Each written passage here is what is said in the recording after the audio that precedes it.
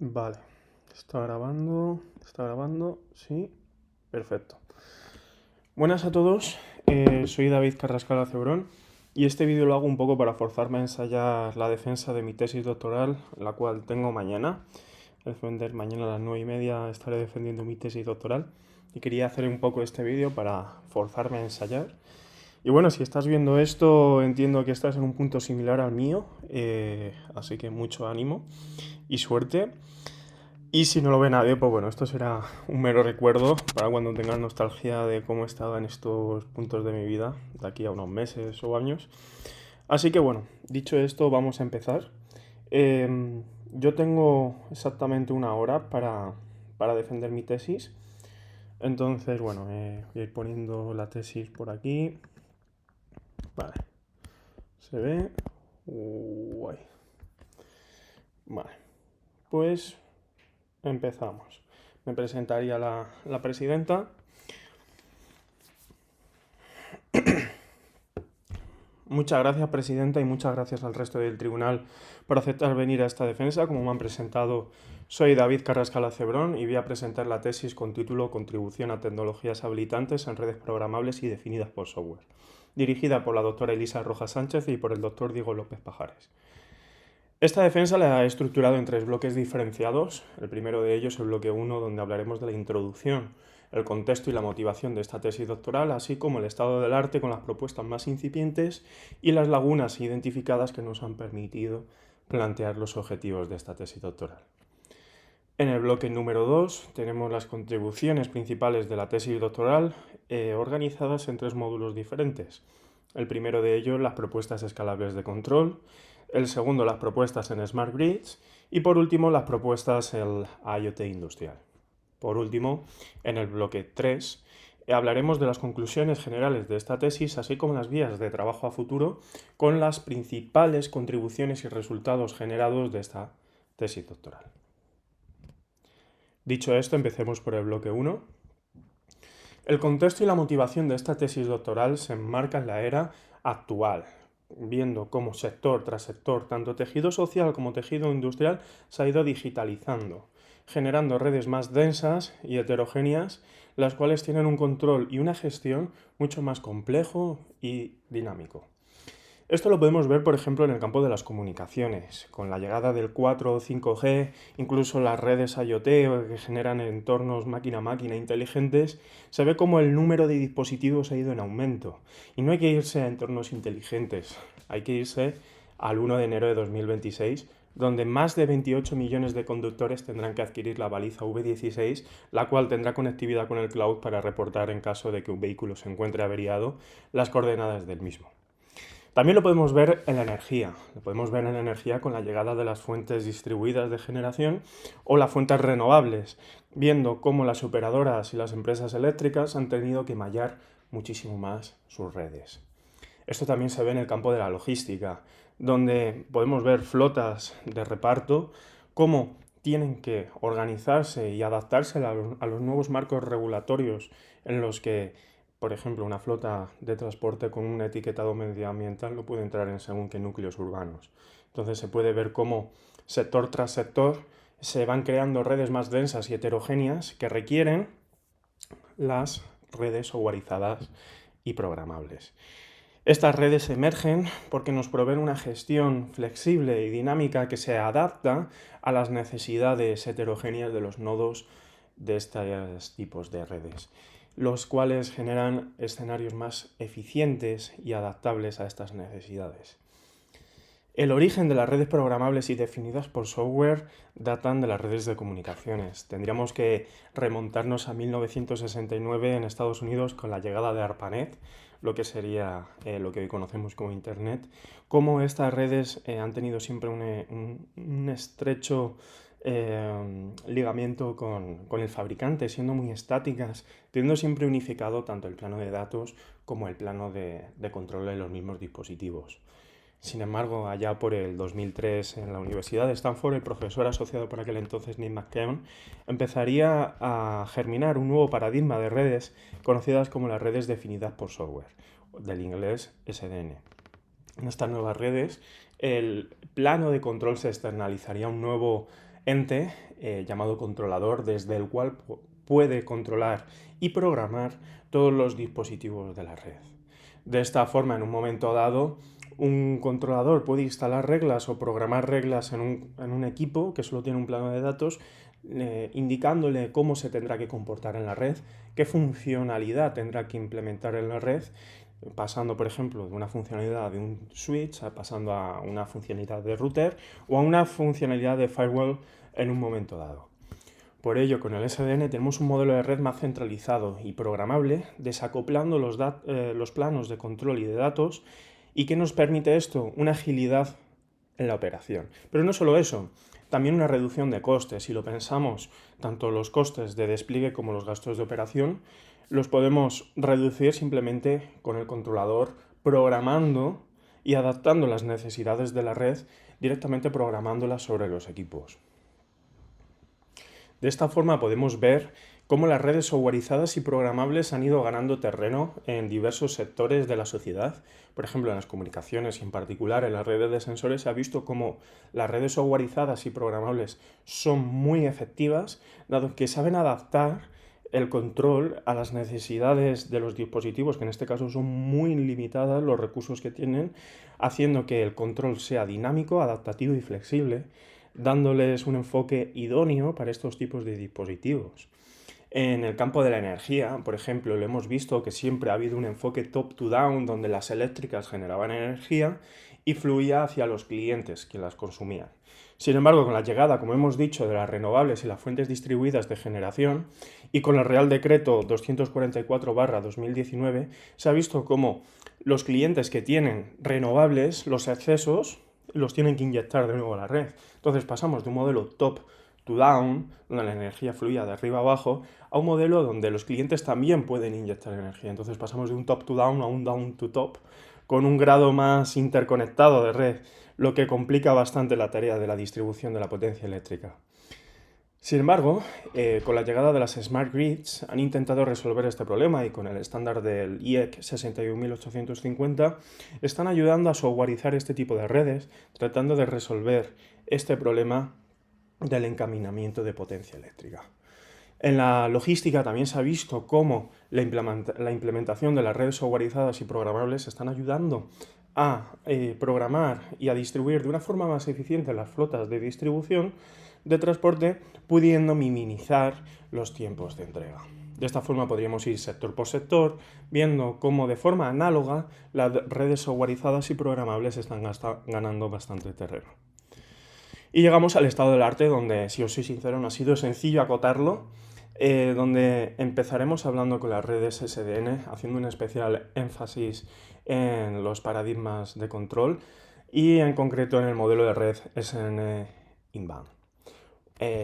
Acto seguido hablaremos del MCC, Management Control Continuum, el cual es un nuevo enfoque de la ONF que trata de ver las redes softwareizadas y programables con un enfoque más agnóstico, capaces de extrapolarlas a otros casos de uso, donde identifican las capacidades que tienen el controlador SDN como servicios, así como las propias capacidades de la red, y identifican como recursos los propios equipos gestionados o la propia información que se va a ver.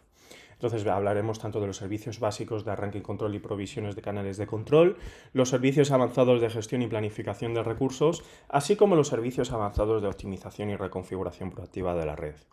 Por último, haremos una parada en los casos de uso de esta tesis doctoral, como son las redes inteligentes de distribución eléctrica y las arquitecturas inteligentes de sensores IoT y IoT industrial. Bien. Los paradigmas de control de las redes SDN se caracterizan por tener dos enfoques. Está el enfoque out of band y el enfoque in band. La diferencia entre ellos es clara. En el enfoque out of band, cada dispositivo de la red SDN tiene un enlace dedicado con el controlador. De esta forma, la información de control siempre va por esta red dedicada para comunicarse con el controlador. Sin embargo, en el modelo in band puede que uno o dos o varios equipos de la red tengan ese enlace dedicado con el controlador. Sin embargo, el resto de equipos que no lo tienen que comunicarse a través de la red de datos para enviar información de control. Estos enfoques, cada uno tiene sus puntos fuertes y sus puntos débiles. Sin embargo, nosotros nos quedaremos con el modelo de control InBand, dado que es más idóneo para nuestros casos de uso. Por ejemplo, en las redes de sensores IoT y IoT industrial podemos ver cómo los sensores tienen capacidades limitadas. Implementar un enfoque out of band resulta prohibitivo. Por otro lado, por ejemplo, en las redes de distribución eléctrica vemos como los nodos, los clientes de la red, no tienen un enlace dedicado con el punto de distribución de la operadora, en este caso de la eléctrica, que nos dé servicio. Tenemos que utilizar la red eléctrica salto a salto para poder transmitir o demandar nuestra potencia eléctrica. Por ello nos hemos centrado más en el mecanismo de control InBand, donde hay un montón de literatura y se ha podido revisar, además se ha publicado una revisión sistemática del control InBand y podemos organizarla en 3 bloques: el encaminamiento automático con recuperaciones ante fallos, el arranque autónomo de la red y el control distribuido. De entre todos los trabajos hemos sacado las siguientes conclusiones, como por ejemplo que no hay un protocolo estándar, que los que hay escalan bastante mal y añaden un overhead excesivo, es decir, añaden una sobrecarga considerable para implementar este mecanismo de control InBand en una red. Pasando al MCC, empezando con los servicios básicos de arranque y provisión de canales de control, se ha visto también que hay muchísima literatura y son unos servicios básicos que son fundamentales. Son fundamentales porque al final es lo que le dice a un nodo de la red con quién tiene que comunicarse cuando se arranca en una red, quién le va a gestionar, quién le va a controlar, ¿no? Entre la literatura se han encontrado propuestas como protocolos clásicos asistidos de comunicaciones como DHCP, ERP, LDP, también enfoques más SDN, enfoques híbridos con canales out of band y para el arranque y después una gestión in-band. También se han visto mecanismos basados en multipath TCP, pero nosotros nos quedaremos con la última rama que se ha podido encontrar, que es el etiquetado jerárquico. El etiquetado jerárquico es una versión de codificar la información topológica a los nodos de la red para poder indicarles en qué punto de la topología se encuentran y así poder comunicarse con el controlador. Este enfoque lo hemos elegido porque es el enfoque más agnóstico y que nos permite extrapolarlo a otros casos de uso y redes más heterogéneas que las convencionales, que son con las que solemos trabajar, que son las redes de comunicaciones. Dentro del estado del arte del etiquetado jerárquico hemos visto cómo hay trabajos clásicos meramente teóricos, aplicados a los centros de datos, aplicados a redes de sensores de baja capacidad, incluso también aplicadas a las redes SDN. Entre todos los trabajos revisados, las conclusiones que sacamos es que codificar la información topológica en etiquetas nos ayuda para organizar y estructurar los nodos en formato árbol para poder indicarles cómo llegar hasta la raíz, en este caso el nodo controlador o el nodo que da acceso al controlador. También nos permite reducir el estado local de control, lo cual es muy valioso, sobre todo para entornos donde las capacidades y los recursos son bastante limitados. También hemos visto que hay una escasa evaluación, no dentro de las redes de comunicaciones, sino fuera, en otros casos de uso, donde se puede extrapolar el etiquetado jerárquico. Siguiendo con los siguientes servicios, los servicios avanzados de planificación de recursos, hemos visto que la gestión y la planificación de recursos depende fuertemente del dominio de aplicación. Por ejemplo, en redes de comunicaciones solemos trabajar con ancho de banda, pero si nos vamos a otros campos como el edge computing, podemos ver que podría ser la capacidad de cómputo también, o en una red eléctrica sería la potencia eléctrica. Entre estos enfoques hemos visto que las soluciones incipientes suele haber enfoques centralizados y distribuidos. Cada uno de ellos con sus puntos fuertes y sus puntos débiles. Por ejemplo, en los enfoques centralizados tenemos una visión completa de la topología, lo que facilita el diseño. Sin embargo, escala mal. Tienes un punto de control mientras que la red va escalando. Si se te cae el controlador, aparte de que escale mal, tienes un único punto de fallo. En los enfoques distribuidos, donde esta lógica de la gestión y la planificación de recursos se encuentra distribuida entre todos los nodos de la red, vemos que escala bien porque está distribuida y tiene resiliencia. Si uno se te cae, la lógica está distribuida entre el resto de los nodos. Sin embargo, esto añade una complejidad algorítmica y mayores tiempos de convergencia. Al final tienes que esperar a que todos los nodos converjan dentro de tu modelo topológico, ¿no? Y por último llegamos a los servicios avanzados de optimización y reconfiguración proactiva de la red, donde se ha visto que hay dos vertientes principales: los métodos de optimización clásicos y metaheurísticos y las técnicas basadas en IA y en ML.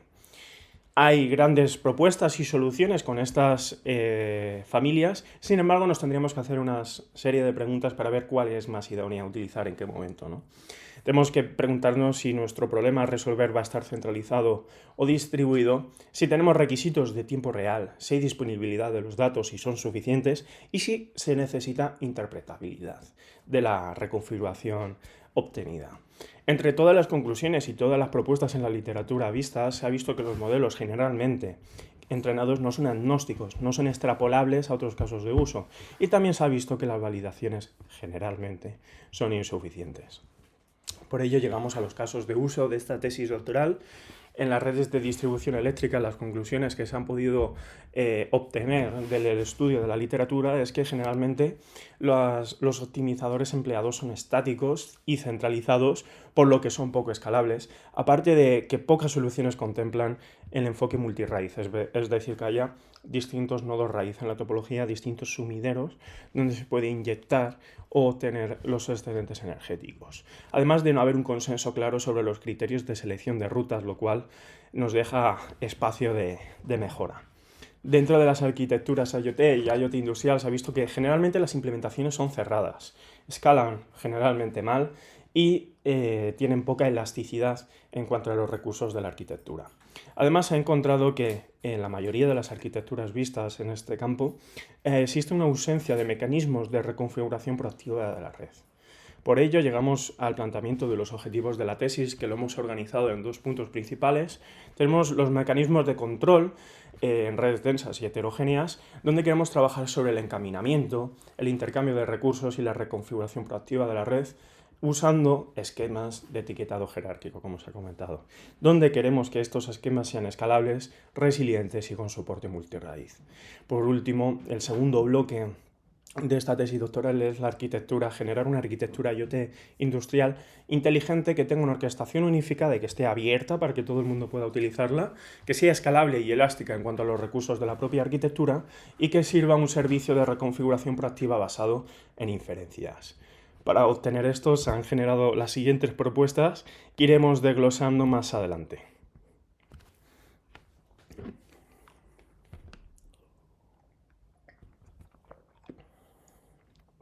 Bien, llegamos al segundo bloque de esta tesis doctoral y empezamos con la primera propuesta, la propuesta escalable de control, en este caso de control in-band en entornos inalámbricos de baja capacidad. Esta propuesta se ha diseñado para que sea escalable, autoconfigurable, con soporte multicamino, a la vez que es resiliente y con un mínimo estado local por nodo. ¿Cómo haremos todo esto? Nos basaremos en el etiquetado jerárquico.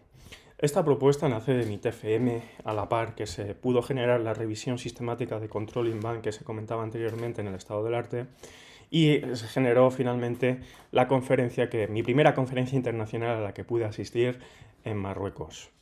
Esta propuesta tiene una motivación clara, es los entornos inalámbricos que tienen necesidades y características muy heterogéneas han ido creciendo año tras año con distintas tecnologías y los enfoques de control necesitan ser flexibles y dinámicos. Entonces volvemos al enfoque de que necesitamos unas redes programables y heterogéneas y en este caso nos enfocamos en el paradigma de control in-band. Como hemos dicho, el paradigma de control out-of-band e implementarlo en dispositivos de baja capacidad es inviable. Entonces nos hemos centrado en mantener un enfoque in-band. Para hacer esto, vamos a trabajar con el software switch BOFAS. En este caso es un software switch que se lleva trabajando con él desde 2008. Es un software switch que empezó a trabajar con el protocolo OpenFlow y ha ido evolucionando con sus diferentes versiones que ha tenido el protocolo.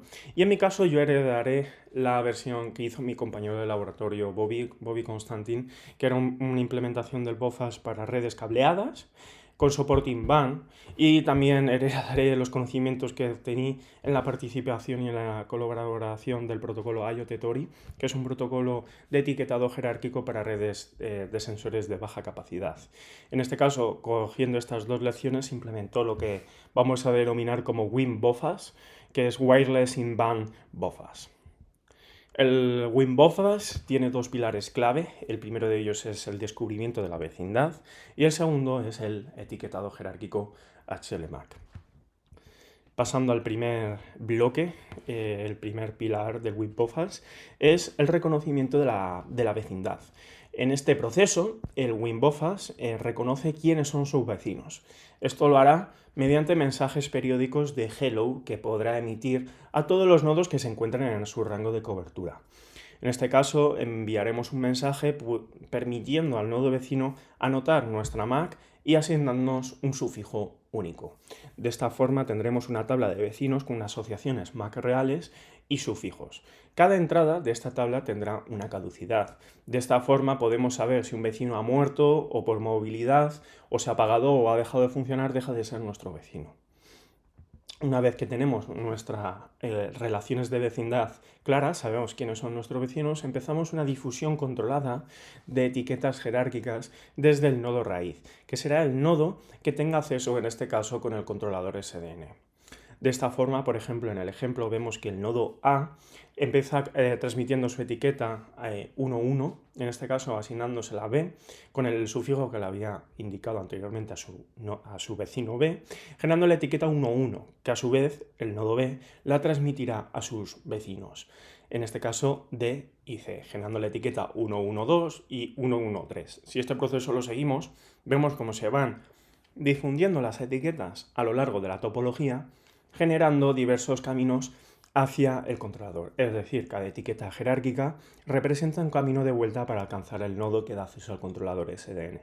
Esto lo podemos ver un poco como las cartas de correo convencional. Si mandamos una carta a Australia, ponemos todos los sellos necesarios para que esa carta llegue finalmente a Australia. Cuando la carta llega a Australia, podemos ver con los sellos por qué países o por qué zonas ha podido transitar, pudiendo hacer el camino de vuelta. Es una analogía, pero para que se pueda entender esto. El proceso, como hemos dicho, sigue transmitiéndose las etiquetas, explorando la topología y analizando los posibles caminos que tiene cada nodo para alcanzar el nodo que da acceso al controlador. Pero, sin embargo, se implementan mecanismos para evitar que se produzcan bucles en la topología. En este caso, los mecanismos para evitar bucles en la topología es basándonos si tienen un prefijo común. Es decir, si tienen un prefijo común, dos etiquetas, significará que una de ellas es hija de la etiqueta padre, significando un bucle y teniendo que ser descartada. De la misma forma, cada etiqueta tiene una caducidad. En caso de que un nodo de la topología se caiga o se mueva por movilidad, pero ya no esté presente, esta etiqueta, al no renovarse, dejará de estar presente en las posibles o potenciales rutas que pueda obtener un nodo para alcanzar el controlador SDN.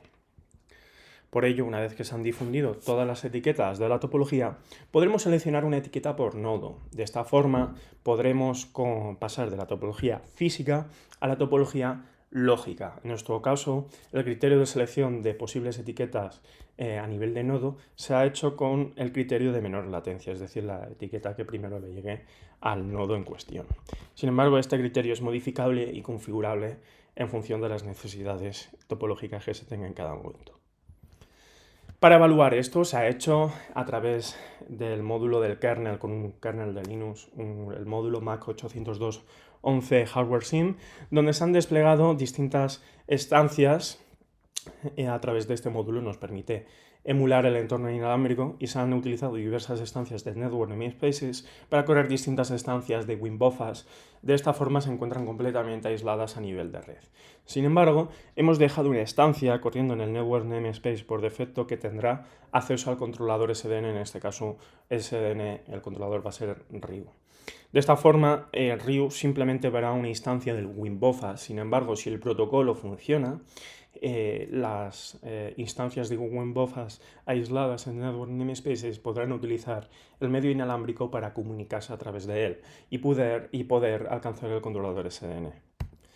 De esta forma se ha podido ver cómo, utilizando la topología y la herramienta de representación gráfica de Mininet Wi-Fi, viendo la topología desplegada, se ha podido ver cómo el controlador SDN RIU ha sido capaz de detectar todas las instancias de WinBOFAS, pudiendo decir que el análisis teórico coincide con esta prueba de concepto que se hizo. Sin embargo, es una prueba de concepto y requiere mayor evaluación. pero como os ha dicho, esta vía y esta primera propuesta generó un artículo de revista, la revisión sistemática y mi primera conferencia internacional. Pero no solo esto, sentó las bases para lo que sería el etiquetado jerárquico de mi tesis doctoral, lo que daría lugar a la siguiente propuesta.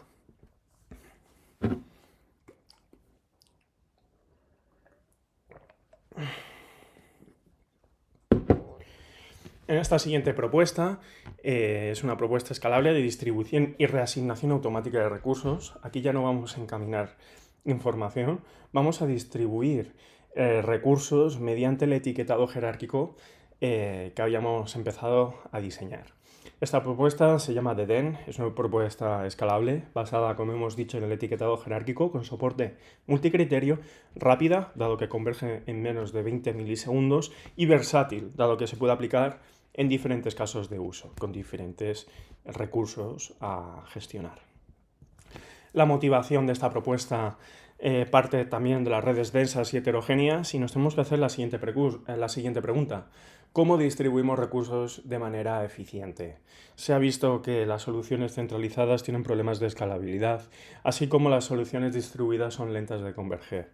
Con DEDEN proponemos un enfoque agnóstico y escalable y rápido, como hemos dicho, convergiendo en menos de 20 milisegundos. Para hacer esto, DEDEN se estructura en 3 fases. La primera es la difusión de etiquetas dentro de la topología.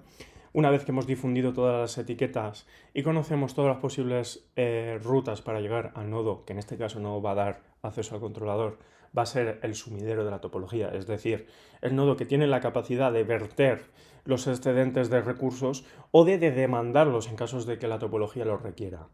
Una vez que se han difundido todas las etiquetas y todos los nodos son capaces de alcanzar el nodo sumidero de la topología, tendremos que hacer una selección de las rutas o de las etiquetas para llegar a dicho nodo. Por último, una vez que se ha seleccionado una ruta, una etiqueta por nodo, pasaremos a hacer un balance de recursos desde el extremo de la red hacia el nodo sumidero de la topología.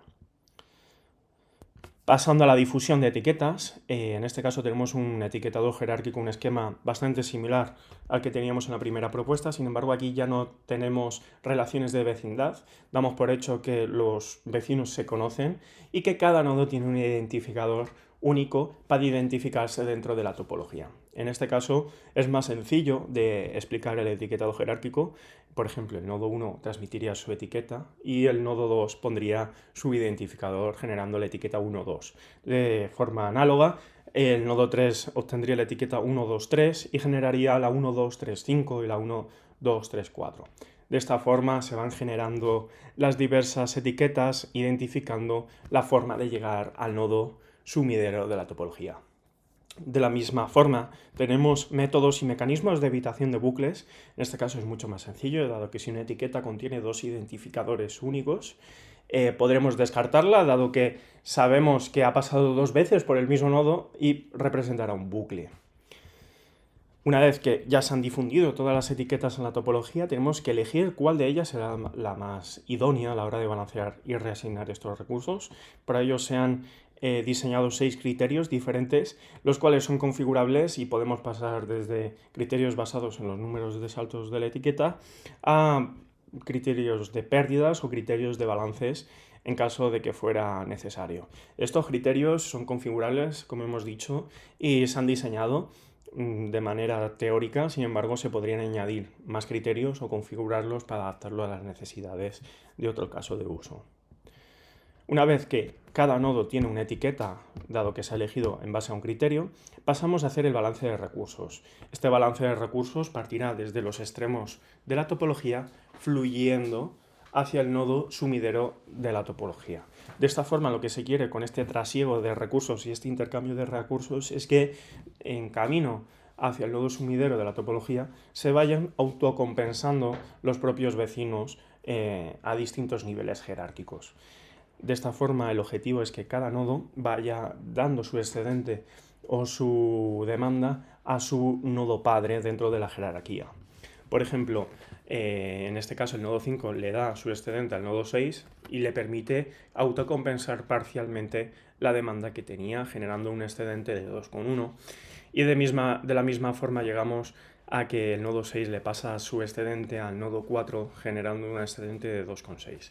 De forma análoga e iterativa, vamos viendo cómo los nodos se van quedando con un balance neutro, llegando este exceso o esta demanda hacia el nodo sumidero, que podrá demandarla de niveles superiores de la topología o verterla en caso de que fuera necesario.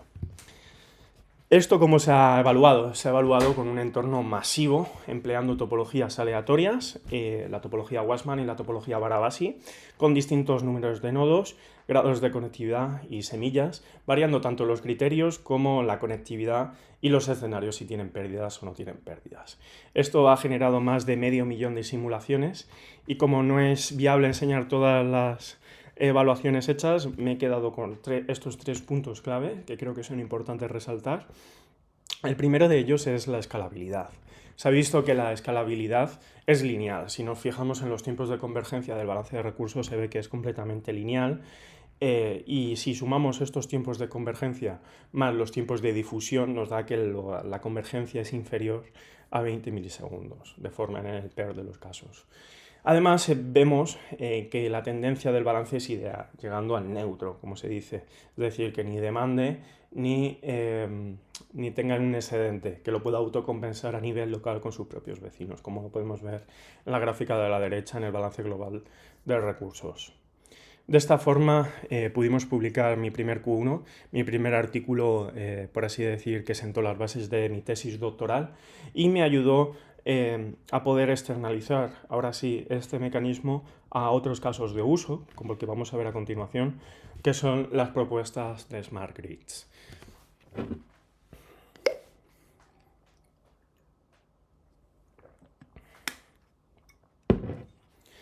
En esta propuesta vamos a trabajar en la reconfiguración y en la predicción de errores en redes de distribución eléctrica, como se ha dicho, y vamos a hacer una propuesta de reconfiguración proactiva de la red, tratando de predecir errores dentro de la red de distribución eléctrica con módulos de Machine Learning y de Deep Learning, utilizando la propuesta del etiquetado jerárquico que ya habíamos visto con DEDEN, que nos ayudaba a reasignar y a planificar el intercambio de recursos, que en este caso será la potencia eléctrica.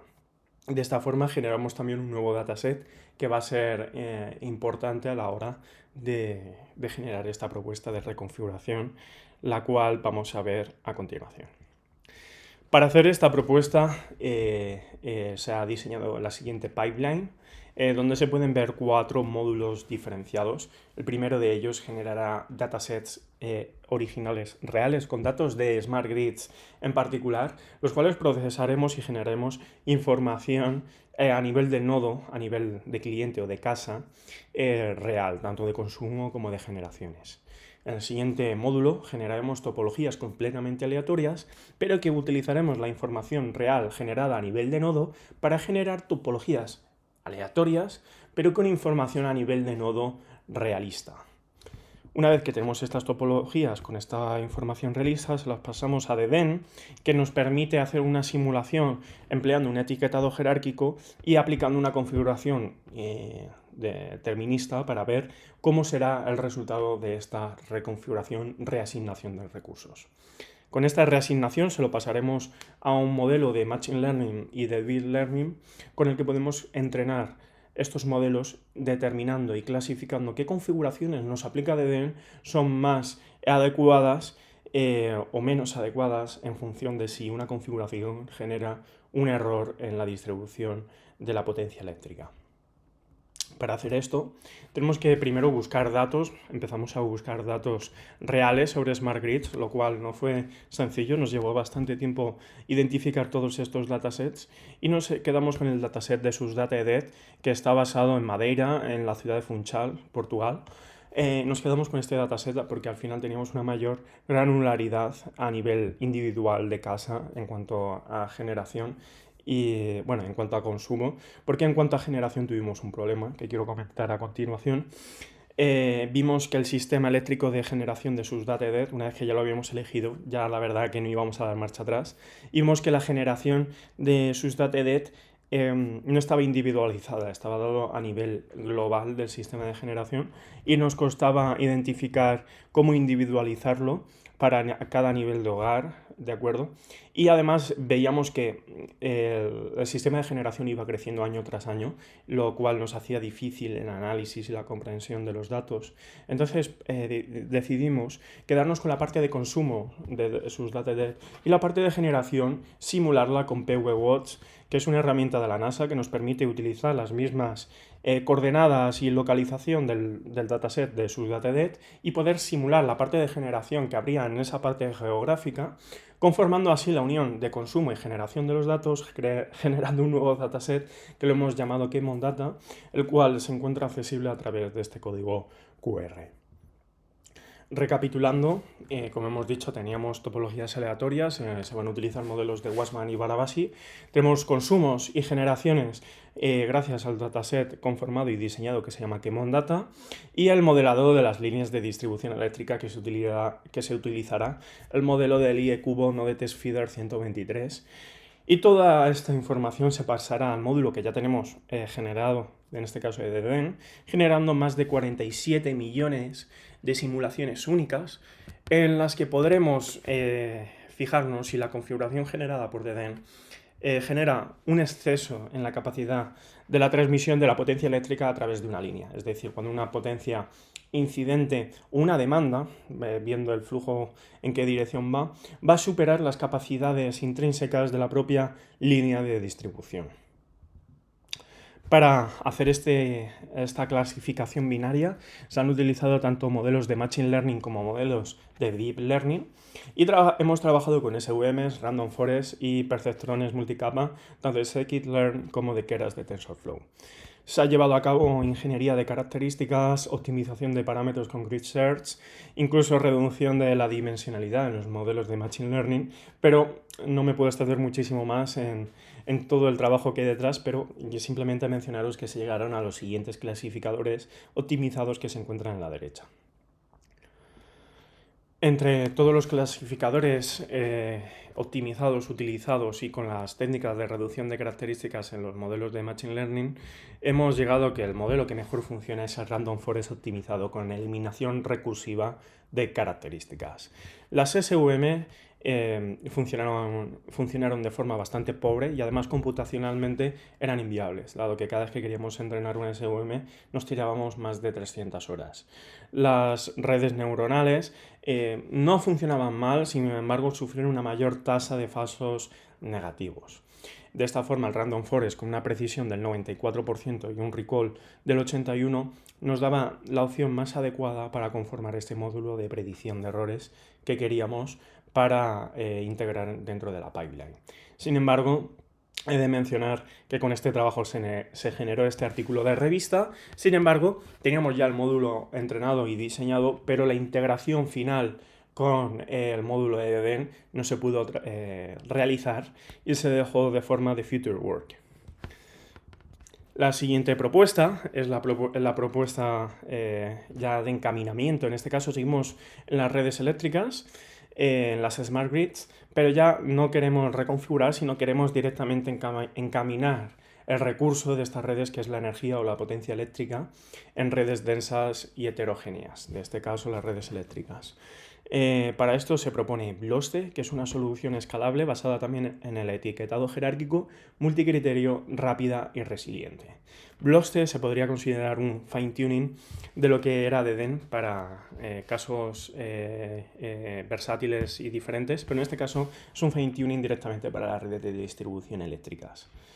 BLOSTE, la motivación de BLOSTE es clara. Como habíamos comentado, las redes eléctricas tienden a ser más malladas, dado a la penetración de las renovables y los recursos distribuidos, y las soluciones actuales suelen ser estáticas y centralizadas, lo que reduce su escalabilidad. Nosotros con BLOSTE nos basamos en un enfoque diferente. Vamos a utilizar una superposición lógica y dinámica sobre la infraestructura lógica, es decir, vamos a pasar de la topología física de la red eléctrica a una topología lógica superpuesta donde le decimos a cada nodo a quién le tiene que encaminar su excedente de potencia eléctrica o a quién le tiene que demandar su demanda de potencia eléctrica. De la misma forma que DEDEN, BLOSTE está basado en tres fases: la difusión de etiquetas, la selección de rutas y el balanceo de recursos. La difusión de etiquetas se basa en el etiquetado jerárquico, ¿de acuerdo? Y es completamente igual a DEDEN, así que no me voy a extender muchísimo más.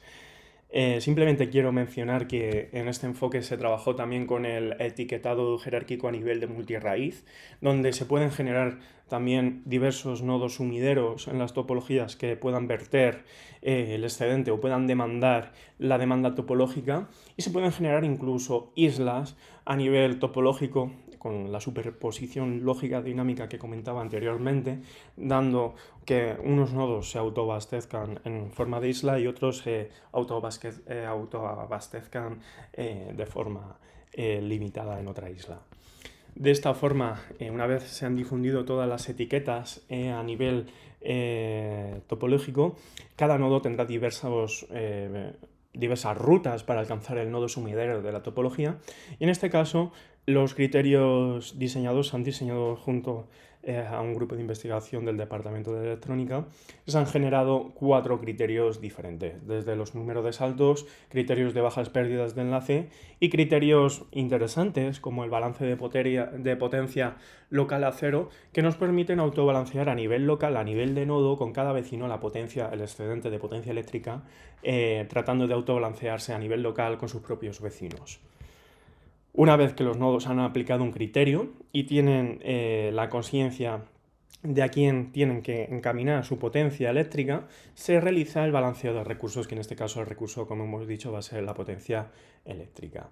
En estos casos, los criterios que se han diseñado, algunos de ellos tienen un enfoque local, no tratan de converger a nivel global de toda la topología. Entonces, al tomar decisiones informadas a nivel local se puede ver que puede que no converja el balanceo de recursos en una única iteración, por lo que haya que iterar más de una vez en el proceso de balanceo que se había explicado anteriormente en la propuesta de DEDEN.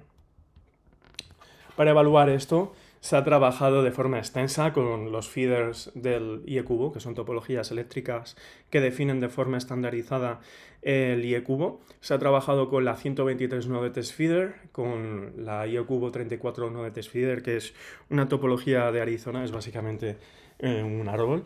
También se ha hecho un estudio de la complejidad computacional con topologías completamente aleatorias, utilizando el modelo Random Graph de NetworkX, con topologías desde 10 nodos a 2500 nodos, estudiando la complejidad computacional del mecanismo de etiquetado, así como el mecanismo del balanceo iterativo. En nuestro caso, por tiempo, me voy a centrar simplemente en los resultados base de la topología 123 node test feeder, donde únicamente vamos a tener un nodo sumidero en la topología. Esta topología, la IE-cubo 123 node test feeder, es esta de aquí. Tiene 123 nodos y el nodo sumidero de la topología es el nodo 150. Para poder simular el intercambio y el encaminamiento de la potencia eléctrica se han utilizado estos perfiles, tanto de consumo como de generación, viendo que el balance global de la topología ideal, de forma ideal, a lo largo de las 24 horas del día, se puede ver como a mitad del día hay un pico de generación, hay un pico donde esta topología tiene un excedente energético y lo tendría que verter a niveles superiores de la infraestructura eléctrica. Para modelar las líneas han utilizado los siguientes perfiles de líneas, los cuales están estandarizados también por parte del IE-cubo.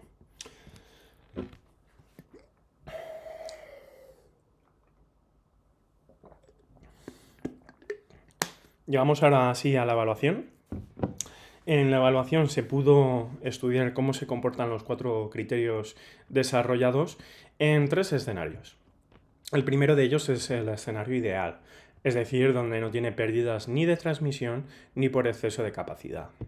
El siguiente criterio es el lossy, donde se tendrán en cuenta las pérdidas de transmisión eléctrica a lo largo de una línea, y en lossy capacity, donde se tienen en cuenta estas pérdidas de transmisión, pero además se tendrán en cuenta las pérdidas por exceso de potencia, es decir, que haya más potencia a ser encaminada por una línea de la que se puede encaminar por dicha línea. En estos casos, el criterio Power to Zero resultó ser el criterio superior en términos de balance global, logrando reducir el desequilibrio medio significativamente, fomentando el consumo local. Se puede ver las diferencias en el caso naranja, que es algo inferior al resto de criterios, y en el caso de pérdidas y capacidad se ve que es el más inferior. Esto igual aquí no se ve muy claro, pero aquí igual lo podemos ver de una forma más clara, viendo cómo a lo largo del día el criterio Power to Zero, en este caso la línea morada, es la que más cerca se encuentra del ideal, es decir, el cero, la línea negra inferior. Se puede ver que en la mayoría de los deltas instantes que se ha ido estudiando con los perfiles de generación y consumo con deltas cada 15 minutos, se ha visto que este criterio es capaz de forma local autoajustar las demandas eléctricas de los nodos de la red. Y en términos de tiempo, en términos de convergencia, vemos que el criterio más rápido es el criterio de saltos. Es, por sencillez, el criterio más simple que únicamente cuenta los saltos que tiene una etiqueta, es decir, el número de elementos que tiene una etiqueta. Sin embargo, el criterio segundo más rápido en converger es el criterio de Power to Zero, lo que nos ofrece un excelente compromiso entre velocidad y eficiencia energética. Esto es interesante porque, como hemos dicho, tenemos un modelo de balanceo basado en iteraciones y se puede ver cómo el criterio Power to Zero, incluso iterando más que otros criterios, en este caso con una media de iteraciones de 2, en términos globales incluso es más rápido que el criterio de bajas pérdidas de enlace, incluso el Power to Zero con pérdidas. Este trabajo ha generado este artículo de revista que hasta hace muy poco estaba under review, sin embargo lo aceptaron la semana pasada, el jueves de la semana pasada, y pudimos sentar ya las bases en este caso, del encaminamiento energético dentro del paradigma del Energy of Internet, que está ganando bastante popularidad a lo largo de estos últimos años. Ahora vamos a cambiar al otro caso de uso de esta tesis doctoral, que son las arquitecturas IoT y IoT industrial.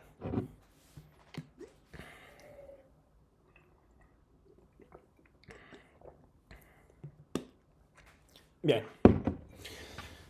En estas propuestas, en esta propuesta de arquitectura inteligente y softwareizada enfocada a la IoT industrial, se ha hecho una propuesta con un diseño de una arquitectura la cual está basada en una orquestación unificada, basada en microservicios, abierta para que cualquier persona que quiera utilizarla pueda disponer de ella, a la par que sea escalable y elástica en cuanto a recursos de la propia arquitectura y con un servicio de reconfiguración automática de la red.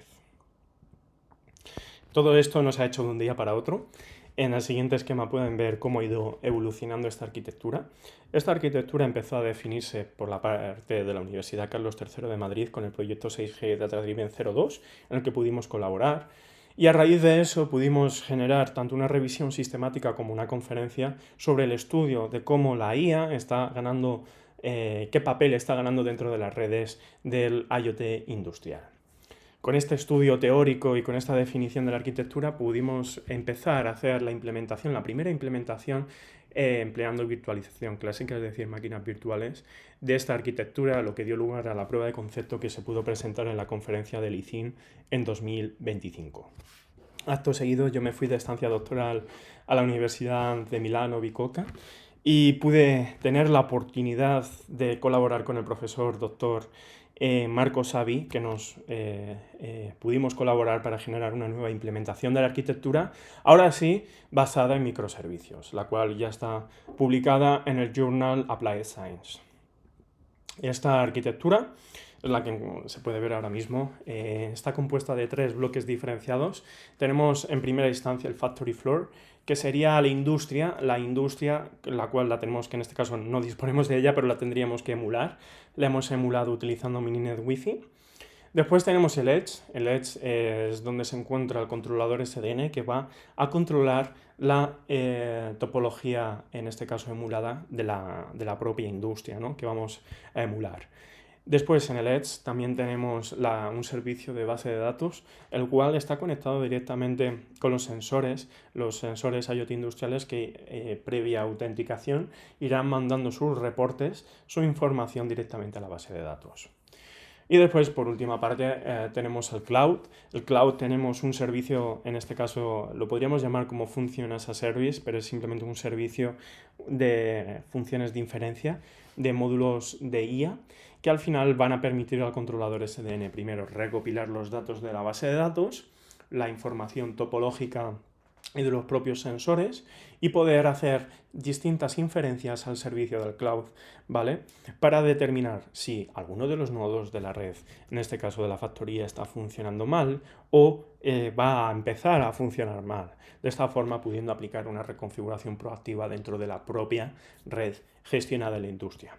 Por último, en el cloud tenemos también un servicio de monitoreo con un Grafana que está directamente conectado con la base de datos que corre en el Edge, lo que permite a los usuarios externos o operadores de la propia industria monitorizar en tiempo real cómo está funcionando la topología de red predispuesta en su infraestructura, en este caso en la factoría, y ver si algún sensor va a empezar o alguna máquina va a empezar a funcionar mal. Esto se ha desplegado, como hemos dicho, con Kubernetes enfocado a microservicios. No puedo entrar por tiempo a bajo nivel en cómo se ha desplegado esto, pero quiero hacer énfasis en 3 puntos clave. El primero de ellos es que los servicios, en este caso del Edge, discúlpenme, los servicios del cloud se han configurado con autoescalado horizontal, es decir, los servicios, los pods que corran dentro del namespace del cloud van a ser configurados para que puedan escalarse de forma que en función de la demanda y el consumo y el tráfico que se encuentre dentro de la arquitectura puedan ir escalando en número de réplicas para poder ser flexibles y elásticos frente a la demanda que tenga la propia arquitectura. El segundo punto que quiero comentar es que también se ha configurado una redundancia activo-pasivo dentro de los servicios que tienen estado en el Edge, como pueden ser el controlador y la base de datos, teniendo una réplica corriendo y una de backup atenta en caso de que una caiga. Y por último tenemos una bondad innata del propio Kubernetes, que es el balanceo nativo que nos ofrece Kubernetes entre las diferentes instancias que se encuentren corriendo en la arquitectura. De esta forma, Kubernetes por nosotros nos podrá balancear el tráfico a las diversas instancias que haya, tratando de gestionar de una forma más eficiente los propios recursos que tengamos en la arquitectura. Esta arquitectura se encuentra completamente abierta y disponible al público para quien quiera utilizarla a través de este código QR. La evaluación sobre esta arquitectura, la verdad que ha sido bastante extensa. Hemos medido tanto tiempos de despliegue como consumo de recursos en cuanto a CPU, memoria, disco, y también hemos hecho estudios en cuanto a las latencias para poder ver cuál sería este tiempo medio de reconfiguración de la propia red a partir del controlador, ¿vale? Pero quiero hacer énfasis en esta gráfica de aquí que ilustra de mejor forma cómo funciona esta arquitectura. En este caso, en esta gráfica tenemos el uso de la CPU del servicio de EventML, en este caso era el servicio de inferencias que correría en el cloud, para la situación en la que por cada punto de acceso en la industria va a haber 25 estaciones inalámbricas conectadas a estos dichos puntos de acceso, generando una carga considerable de tráfico dentro de la arquitectura. Se puede ver cómo nuestra arquitectura en esta gráfica, la flexibilidad y la elasticidad y cómo escala de bien nuestra arquitectura. Podemos ver cómo hay un consumo, un pico de CPU al principio, cuando se levanta toda la arquitectura, ya está fluyendo todo este tráfico hacia la arquitectura. Se puede ver cómo el HPA que se ha configurado, en este caso en EventML, permite amortiguar generando diversas réplicas, diversas instancias, pudiendo amortiguar todo este tráfico y viendo cómo pasamos del pico inicial de consumo de CPU hacia una fase más estacionaria. Esto, junto a los estudios de latencia que pudimos realizar en la arquitectura, pudimos ver que el tiempo estimado de la reconfiguración de nuestra arquitectura en base a las inferencias y los datos generados por los sensores, estábamos en torno al segundo, teniendo casi condiciones de entorno de tiempo real. Sin embargo, esta propuesta se ha publicado estos 2 artículos de revista y estas 2 conferencias, no solo ha generado estas publicaciones, sino también nos ha abierto una nueva rama de trabajo donde aún hay trabajo por hacer. Por ejemplo, sobre todo a mí me gustaría hacer un especial énfasis en aspectos de seguridad de la arquitectura, dado que ahora se contemplan algunas autenticaciones de los sensores frente al módulo de la base de datos, pero aún hay más campos y espacios de mejora, como plantear cifrados entre puntos o ver cómo desplegamos y cómo autenticamos según qué servicios que aún no se están autenticando entre sí. Por ello llegamos al bloque 3, el bloque 3 que son las conclusiones generales de esta tesis doctoral. El primer bloque de objetivos, como teníamos antes, eran los mecanismos de control en redes densas y heterogéneas, donde se quería trabajar tanto en encaminamiento, trabajar con el intercambio de los recursos y las reconfiguraciones proactivas de la red, empleando esquemas de etiquetado jerárquico, los cuales se querían que fueran escalables, resilientes y con soporte multirraíz. La primera propuesta para abordar estos objetivos fue la propuesta escalable de control in-band para entornos de baja capacidad, entornos inalámbricos de baja capacidad, donde pudimos ver y trabajar con el encaminamiento con esquemas de etiquetado jerárquico, los cuales eran escalables y resilientes. También trabajamos con la propuesta de distribución y reasignación automática de recursos, que era de DEN, donde trabajábamos directamente con el intercambio de recursos, utilizando también esquemas de etiquetado jerárquico. Después tenemos la propuesta de reconfiguración y predicción de errores en redes de distribución eléctrica, donde pudimos ver cómo implementar servicios de reconfiguración proactiva en la red empleando módulos de inteligencia artificial, los cuales, como hemos dicho, aún se tienen que adaptar a la lógica de DEN. Y por último tenemos BLOSTE, la propuesta de encaminamiento de energía en redes densas de distribución eléctrica, donde ya trabajamos tanto el encaminamiento como el intercambio, en este caso de recursos. Podemos ver que hay cierta similitud, ¿no? Trabajando también con esquemas de etiquetado jerárquico, donde se ha visto que hemos conseguido un esquema tanto escalable y resiliente, y también se puede contemplar el enfoque multirraíz, lo cual es muy interesante. En el siguiente bloque de objetivos tenemos la arquitectura IoT inteligente, donde teníamos la predisposición como objetivos de trabajar con una arquitectura de orquestación unificada y abierta, escalable y elástica, y con un servicio de reconfiguración proactiva basado en inferencias de IA y ML, que es lo que hemos realizado con el diseño y la implementación de la arquitectura data-driven. Pero claro, no está todo hecho, parece que lo hemos hecho todo, pero hay bastante trabajo por hacer.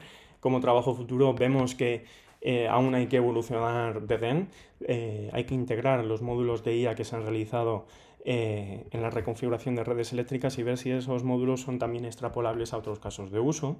También podemos trabajar en la optimización de BLOSTE, la optimización de los propios parámetros configurables de los criterios que habíamos definido en BLOSTE. Hay parámetros de diseño que se pueden optimizar en función de la topología eléctrica, se podría hacer un estudio sobre ello. Y la consolidación de data-driven, trabajar sobre todo en aspectos de seguridad de la propia arquitectura, los cuales de momento no ha dado tiempo a realizar. Y por último llegamos a las contribuciones y los resultados generados de esta tesis doctoral, donde se han publicado 6 artículos de revista y 4 conferencias internacionales, pero yo quería hacer un especial énfasis. Todo el resto de trabajo está maravilloso, pero a mí me hizo bastante ilusión poder obtener el primer premio de investigación y transferencia en la creación de empresas de base tecnológica, donde también mediante el esquema de etiquetado jerárquico pudimos adaptar una topología y un sistema de monitorización de agua de consumo frente a la Legionela, haciendo una idea de empresa que, bueno, nos dieron el primer premio y puso un broche bastante especial para esta tesis doctoral, viendo que somos capaces de generar conocimiento y también transferirlo de alguna forma a la sociedad. Y bueno, dicho esto, muchísimas gracias y me pongo a su disposición para cualquier cuestión que tengan. Y bueno, lo hemos hecho en 58 minutos. Así que, it's over.